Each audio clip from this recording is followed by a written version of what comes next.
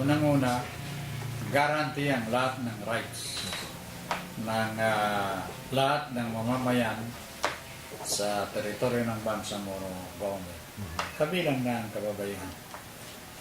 Yung, alam po nila itong sinasabing indigenous people, sila yung non-Islamized Bangsamoro.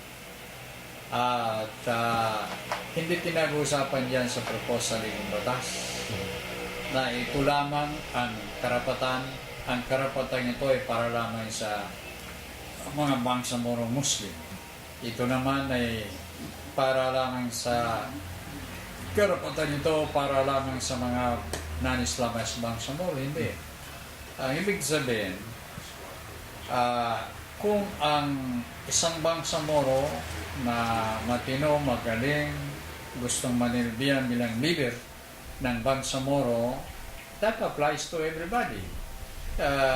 Kahit na hindi Muslim na Bangsamoro, katulad ng mga kapatid namin mga Tiduray, pwede sila maging chief minister ng Bangsamoro government kung tatakbo sila sa election at sila'y mananalo, and after winning that election doon sa Bangsamoro Assembly, the assemblyman will elect him to be the chief minister ng Bangsamoro government, maging chief minister siya.